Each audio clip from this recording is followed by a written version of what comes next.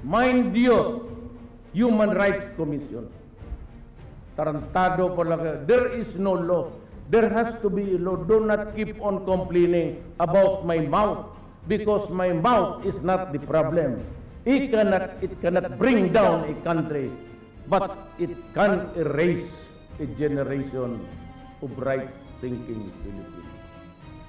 Ang issue dito, hindi yung bunganga.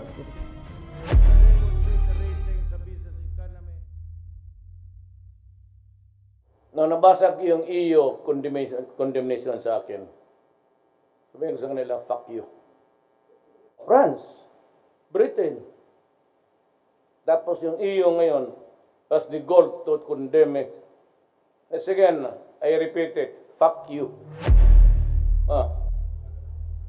We are a nation na napakaraming addict. Itong Amerika, itong mga EU, itong mga progressive countries, they kept on hammering the issue against me. Sabi nila, marami na 3,000 na daw ang patay. Hindi na lang inisip ng mga ulol na to, putang ina nila,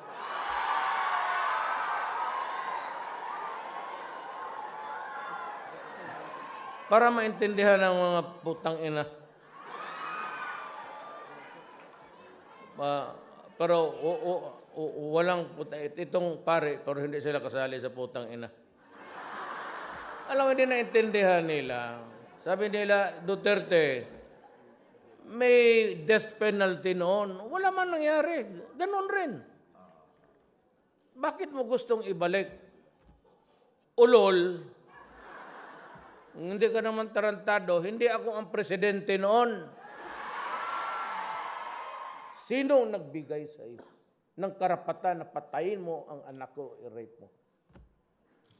Dito sa kabila. Ito, makinig kayo, Amerikano. Bugokski. Ito dito. Anong kasalanan ko sa iyo? Kayong mga gangster, kayong nasa Pilipino na kinig, yung mga putang ina ninyo, kinig kayo mabuti. Kaya kayo namamatay, ganito. Anong kasalanan ng Pilipino? Look at the Christopher books na on sa amin. Who discovered the Philippines? The answer was Magellan. Anak na. Kung ako ang presidente noon, sampalin kita pag ginawa ko. Kaya lahat ng adik, sira ang ngipin, nag-grind, nag-upo tapos, kung magkapera, magbili na siya. Kaya sabi ko, puta, bantay kayo sa akin. Hindi talaga ako papayag na sirain ang bayan natin. Lumabas yung Human Rights, State Department, Obama, EU. Ginanon ako, and every time they said, we will cut our assistance. Sabi ko sa kanila, putang ina ninyo, wag mo kaming gawing aso. Gago ka ba? Hindi, walang resibo. Basta hingi na lang. Matuto kayong magsabi, ako'y Pilipino, putang ina mo, wag mo akong lukuhin sa bayan ko, letse ka. Mo, yan ang turo ng seminar ni Duterte. Kaya ako, pati pa itong EU di puta, isa ring ugok, some lawyers of EU, nulat-tulatan ako that I could be, ang masakit dyan, ganito, putang ina nila. Ganon ninyo, paano ang mga Pilipino sa labas? Nandiyan na nga, nagpakahirap na, tapos that we will cut the assistance. Putang ina, iilo ninyo yung pera ninyo. You know what is an ilo? That's a piece of paper. When you run out of toilet paper, you wipe out your ass. God damn it. Bullshit kayo. America, does that control the economy now? his place that he is the most powerful industrial nation in the world. That's a lot of bullshit.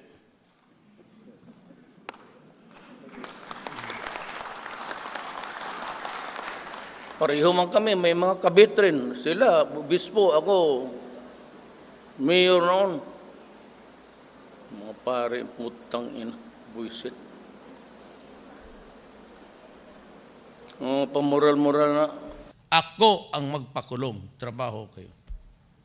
Pero pag nagkamali kayo, do it, mag-kidnap ka on the pretext of drug, anong putang ina mo, papatayin kita. I have dissolved Davao Vice. Ang kawain ng mga yan, mga gago na putang, maghuli ng babae, dalhin sa opisina, gamitin, kunin pa yung pera. Ginamit ni Dilima, who was, I said, for almost so many years, the chairman of the Human Rights. Reklamo ng reklamo, bunganga ng bunganga, wala namang ginawa ang putang ina niya. Ngayon naging senador, daldal ng daldal.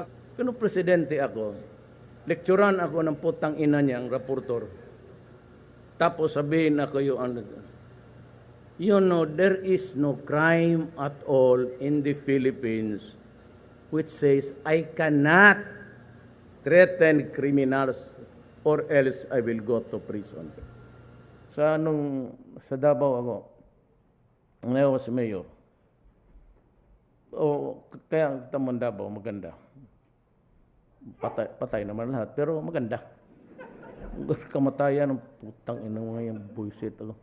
Paano ka mag-alaga ng putang ina kung gano'n sisirain mo yung mga bata? Animal kayo, papatayin ko talaga kayo lahat. Tayang na. Ayan, medya, wala pakialam. Sabi nila ako daw pinaka-unpopular sa international press. Wala akong pakialam, putang ina ninyo. May problema ako sa bayan ko. Kausap namin si Kerry. Okay naman siya kasi nag-away kami nung ambasador niya. Yung ambasador yung bakla, putang buisit ako dyan. May isa akong judge dito, sinipa ko talaga. Sinipa ko sa opisina niya. Kick him. Ayaw magpirma. So nagdududa ako, yung mga pulis apurado. Itong putang inan to, either nagsisirbato ito doon sa kabila. Sabi ko, Judge, putang mo, sipain kita. Sabi niya, sige, sipain mo. Pumunta ako doon sa opisina niya, sinipa ko. Aga, ikaw ngayon. Gusto mo, barilin kita? Sabi niya, wag. O, lagi. Tang ina.